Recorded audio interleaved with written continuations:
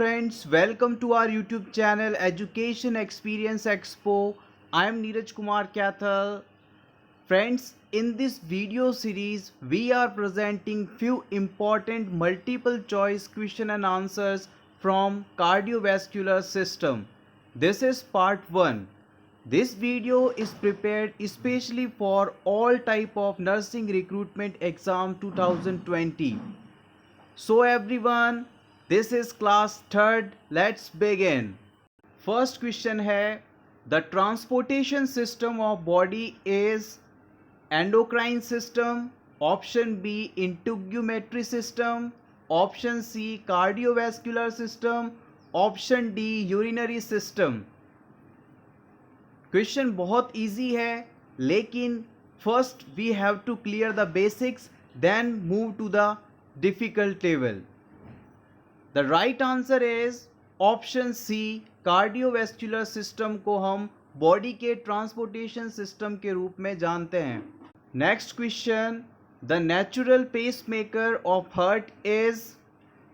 Heart का natural pacemaker किसे कहा जाता है? आपके ऑप्शंस हैं एवी नोड को, एसए नोड को, पुर्किंजे फाइबर्स को या फिर बंडल ऑफ हेस को.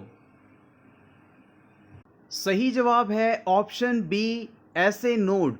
एसए नोड को हम साइनोएट्रियल नोड के नाम से भी जानते हैं. पेसमेकर का मतलब है ऐसी स्ट्रक्चर जो कि कुछ इलेक्ट्रिकल एक्टिविटी करती है या इम्पल्स जनरेट करती है, जिसके कारण हार्ट में एक मूवमेंट पैदा होती है, तरंग पैदा होती है, उसका कॉन्ट्रैक्शन और रिलैक्सेशन होता है. ऐसे नोड का निर्माण स्पेशलाइज्ड कार्डियक मसल सेल्स द्वारा होता है.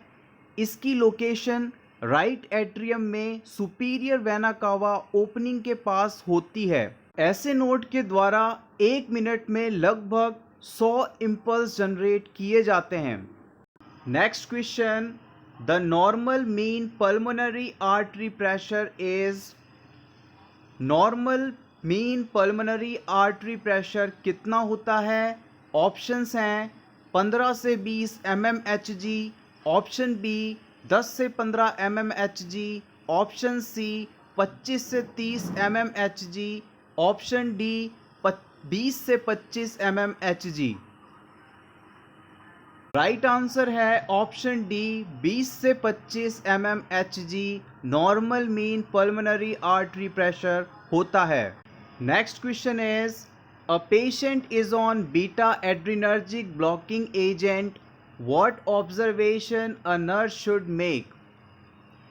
क्वेश्चन में पूछा जा रहा है कि एक पेशेंट जो कि एड्रीनर्जिक ब्लॉकिंग एजेंट्स ले रहा है, दवाई ले रहा है, उस पेशेंट में नर्स को कौन से सिम्टम्स या क्या कॉम्प्लिकेशन होने की संभावना रहती है जिसे ऑब्जर्व करना आवश्यक है.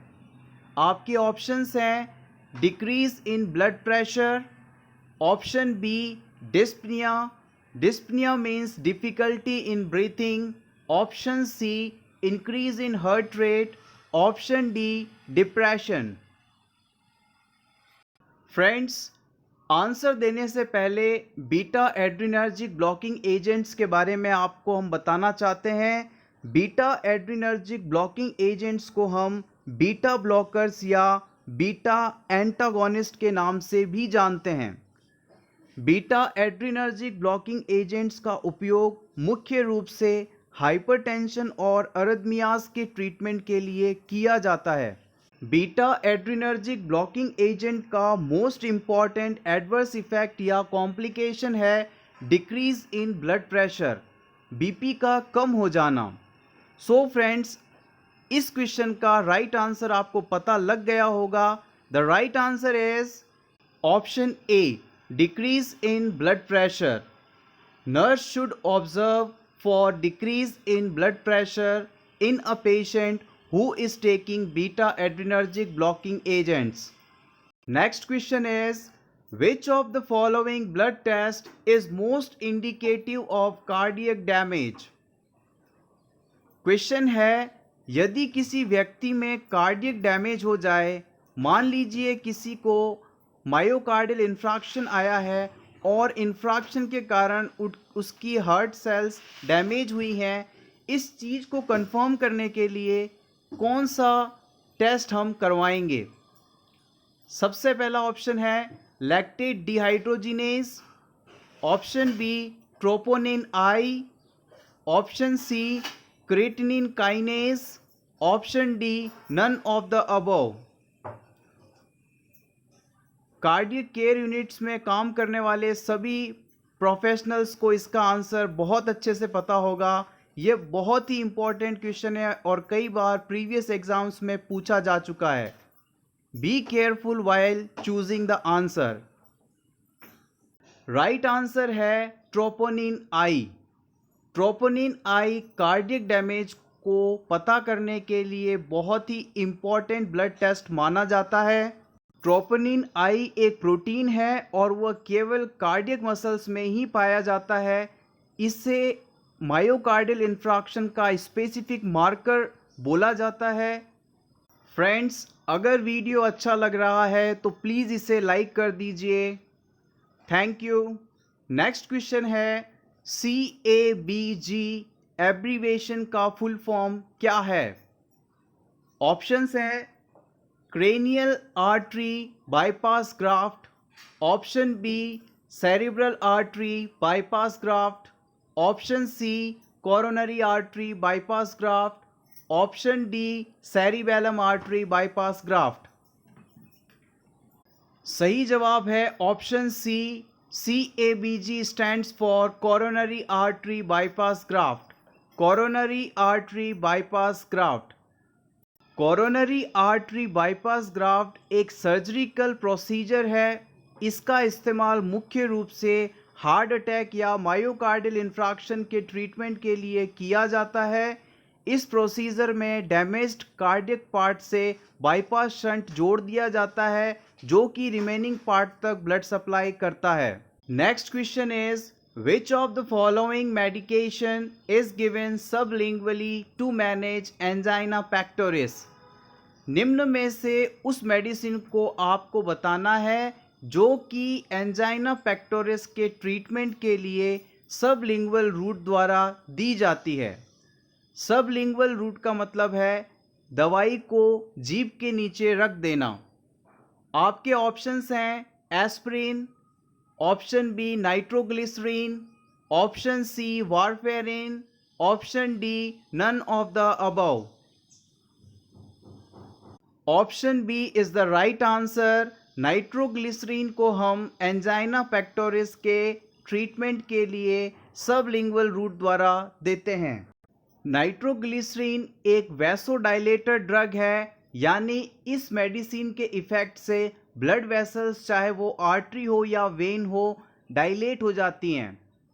Next question is while measuring central Venus pressure the 0 point of the manometer is adjusted to option A anterior axillary line, option B mid axillary line, option C posterior axillary line, option D shoulder level। Question में आपसे पूछा जा रहा है कि यदि किसी patient में हमें सेंट्रल वीनस प्रेशर पता करना है तो हम मैनोमीटर का 0 पॉइंट किस लेवल पर एडजस्ट करेंगे। Right answer is option B at the level of mid axillary line. Next question is the newer drug given to interfere with the production of angiotensin second in heart failure is. यदि किसी person में heart failure condition है, उस person में angiotensin second के development को रोकने के लिए कौन सी नई मेडिसिन यूज़ की जाती है। आपके ऑप्शंस हैं isordil, option B esmolol, option C enoximone, option D captopril. Right answer is option D captopril. Captopril ACE inhibitor class से बिलोंग करता है।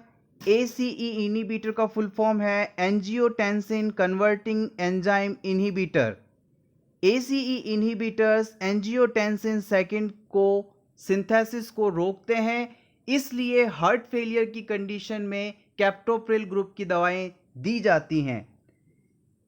ACE इनहिबिटर ड्रग्स की पहचान है, इनके आखिरी में PRIL होता है। एग्जाम्पल है enalapril, captopril, lisinopril, ramipril, etcetera. Next question is which position best for a patient showing signs of shock? Option A semi Fowler's, option B high Fowler's, option C Trendelenburg, option D modified Trendelenburg's position. यदि किसी patient में shock के science आ रहे हैं, आपको लग रहा है कि पेशेंट शॉक की कंडीशन में हो सकता है, तो आप उसे इमीडिएटली कौन सी पोजीशन देंगे? The right answer is option C Trendelenburg position. Trendelenburg position में पेशेंट का हेड वाला पार्ट उसके लेग लेवल से थोड़ा नीचे होता है। याद रखिएगा, यदि किसी पेशेंट को हेड इंजरी है तो उस पेशेंट को इस पोजीशन को नहीं देना चाहिए। इससे पेशेंट का ICP बढ़ सकता है, साथ ही हेमरेज भी हो सकता है। Next is which of the following is not a type of embolus? Option A bacteria, option B air, option C viral, option D tumour. निम्न में से एम्बुलस का कौन सा प्रकार नहीं है? सही जवाब है option C viral. Viral embolus का टाइप नहीं है। एम्बोलाई का फॉर्मेशन बैक्टीरिया, ट्यूमर और एयर के द्वारा हो सकता है। Next question is most common cause of acute bacterial endocarditis is? Option A staphylococcus aureus, option B staphylococcus viridans, option C streptococcus intermedius, option D candida albicans. Option A is the right choice. Staphylococcus aureus एक acute bacterial endocarditis का most common cause है। Thank you so much friends for watching this complete video. Cardiovascular system important MCQs part 1 के कुछ important questions को आपने देखा।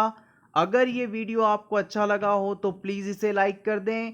Comment section में ज़रूर बताएं कि नेक्स्ट वीडियो आप किस टॉपिक पर चाहते हैं। इसी तरह के और वीडियोस का नोटिफिकेशन सबसे पहले पाने के लिए education experience expo YouTube channel को ज़रूर सब्सक्राइब करें। इस वीडियो को अपने फ्रेंड्स के साथ शेयर करना ना भूलें।